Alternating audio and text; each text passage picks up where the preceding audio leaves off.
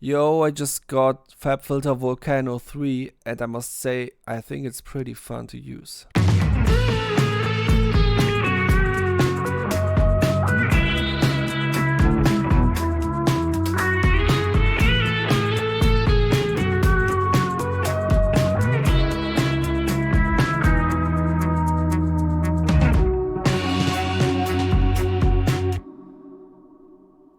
I think the band that recorded this guitar solo will not approve of this effect here because it changes the sound of the original guitar solo a lot. And you know, bands always want their sound to be not too overwritten by the sound of the producer. But I just wanted to show you how it sounds because it's such a cool sound. It's like, I just love the combination of having equalization and saturation combined. I already have a plugin like that, Spectre, and I think both plugins still have their place because both of these developers forgot about certain features and that's why they have to work together.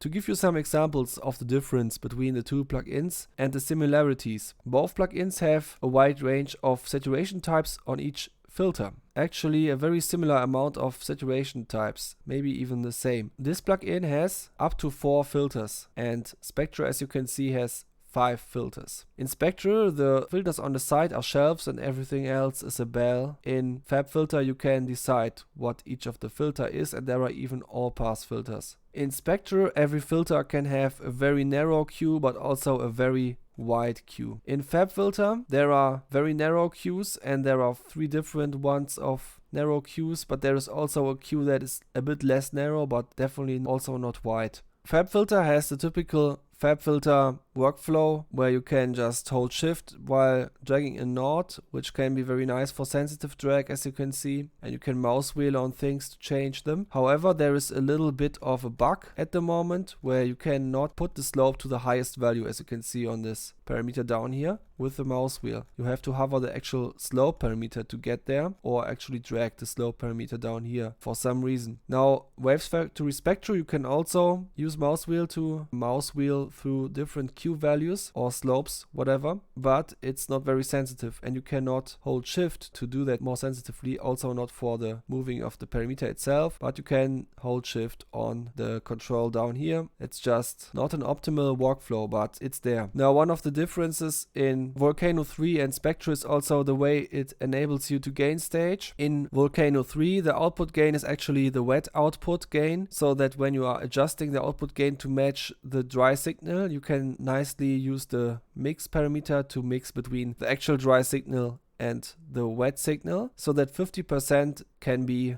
50% of the volume of the dry signal and 50% of the volume of the wet signal. While in Spectre, when you're changing the output level, then it will also change the dry signal's output. So if you are using the internal mix parameter to 0%, then the minus 3.8 decibels will also be applied, which makes it impossible to gain match inside of the plugin, but you can wrap it around a chain if you're using Bitwig. But one cool thing about Spectre's solution for the mix knob is you can actually dial it higher than 50%. 50% in here is 100% in here, by the way. So if you're going over 50%, then you at some point only hear the changes. So basically the delta. In some plugins it will be called the delta signal, which can also be very useful because then you only hear the bells isolated from the rest of the signal, which can be a very interesting and creative effect, or just useful if you only want to use the saturation on a send. It always seems to me like this one was more geared towards people who try to replicate the drive of analog style equalizers but with a digital interface, but just like, missing some workflow features because it's not the biggest developer team of all time. While FabFilter, they didn't even try to make it feel like an equalizer. They just encourage you to modulate the parameters and stuff because they didn't allow for the wide cues and everything. So I think it was just a missed opportunity by FabFilter to absolutely dominate this area of equalization plugins. But well, their decision, I guess. Yeah, both plugins have HQ mode, which means oversampling, but there are 3 oversampling stages in here. Well, I don't care, I just use the good one because that always sounded like pretty much, well, good. Different UI sizes and being fully resizable. Oh, even in that direction. It doesn't even have to keep the aspect ratio. Nice. FabFilter's plugins are almost as good as mine. Yeah. I'm so bad at winking. There is de-emphasis filter in here, which can be used to change the response of the high end a little bit, which can be very interesting. I won't get started about the presets or anything because I'm not much of a preset person, but I guess that the FabFilter presets can get pretty crazy because there is also a modulation system somewhere in here, like down here, where you can suddenly instantiate modulators to things. And of course, that's a feature that's just completely missing in Spectre, but just when you're comparing then in terms of equalization, and you know you're not modulating equalizers all the time, then I think they are pretty much comparable and just have a slightly different target group of people. This is the target group of people who just want to equalize stuff but with a little bit of saturation, and this is the target group of people who just want to go crazy with filters that can also distort the signal. It is technically a similar thing, but sort of imposes a different workflow on the same concept. When I started making this video, I wanted to make this a response video to this video by Synth Drifter. Synth Drifter made this video called "The Only 2 Free Equalizer Plugins You Need," and that's always a statement that I find very questionable and suspicious, because you know it is just a complete category of plugins and someone is saying, okay, you only need these 2 plugins forever and ever. And even if we're only talking about the now situation, I would still argue like there are probably some subjective reasons for deciding for a different plugin or something like that. And you can also see that because he actually chose 2 plugins that I don't even use, so this is definitely subjective. And when I see video titles like this, I always ask myself, what will be the arguments for such an absolutist statement? If I had to choose 2 free equalizer plugins to accomplish basically all of the tasks I encounter in music production, mixing, and audio editing in general, it would be the Tone Boosters TB Equalizer V3 and the Analog Obsession Blend EQ. I've chosen 1 digital EQ and 1 analog EQ. The digital EQ is much better for very precise surgical cuts and boosts that will allow you to fix problematic things in the music, whereas the analog EQ has much wider boosts and cuts, which I would consider much more musical. Okay, let's just stop him here.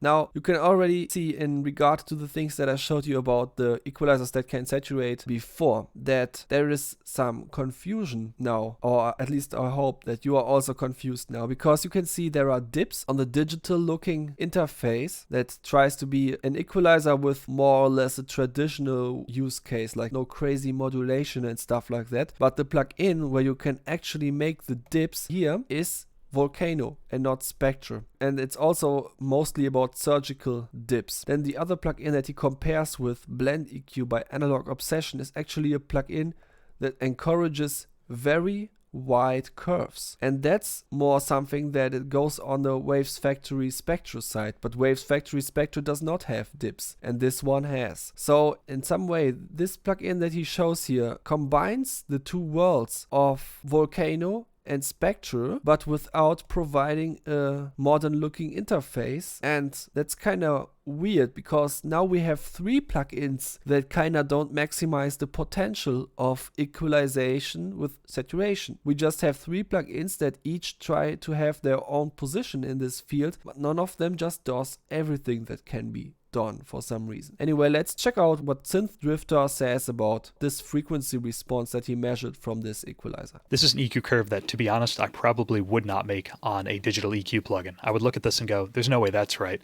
Why would I be cutting, that much of the track out, and why would I be boosting this much of the high end? But in the context of the mix, it kind of sounds great. Yeah, I don't know if I agree with him that I wouldn't make a curve like this in an equalizer that shows the frequency response, because sometimes I'm just making very crazy equalizer curves where some people would just say, what is that? I don't want to search them up now because that would take a long time, but I can tell you that sometimes I even draw something into this interface. And of course, that is not a corrective equalizer curve, but a very creative one. But there are moments where I'm doing something like that. But even something like that could happen, in my opinion. For example, I'm often drawing curves like that when I want to dial in some sort of change in tone at some point, because there is this gain scale parameter in ProQ where you can essentially just have a macro over the entire amount of filters. Can add as many filters as you want, and then it will just be part of this modulation, which is pretty cool. It only skips the parameters that cannot be dialed in and out in that way, like low cuts. Low cuts always have to be there. So you should avoid using these when you're using this technique. But yeah, in such a case, I'm totally using wide cuts and boosts in order to really get this tone difference. Let's check out how that would sound here.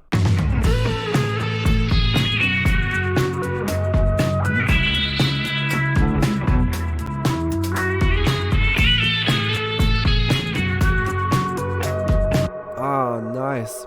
That had some quite nasty resonances, but it was also like a very shiny tone. I kind of liked it. I would definitely tweak it if I wanted to use it, and I probably won't, because as I said in the beginning of this video, I probably have to throw this entire chain away. But you know, the point of this is just to show that just because the frequency response looks into your face, that doesn't have to stop you from going crazy with it. Even though I would definitely agree that different types of interfaces impose different workflows automatically without you being able to do much about it. We only have our consciousness that we can use to go further beyond the things that are imposed by the interfaces on us, and we can use that to our advantage to maximize the potential of our plugins. So I would say if it was only for the shape of the curves, we wouldn't need a plugin like this. But the cool thing about plugins like this is that they also saturate, and that's what makes them special in my opinion, because an equalizer that saturates just feels right in most cases, because you can turn up that bell and you get a little bit of a volume boost that already sounds pretty good because you're tricked by the volume difference, but then it even drives the signal and that also sounds good. And then when you are dialing back the overall volume again in order to gain compensate and then dry wet mixing, you often notice, okay, it's not that special, it's not that much of a difference, but it's still better. Whereas when you're just using an equalizer, it is much harder to find the right settings that actually make it better,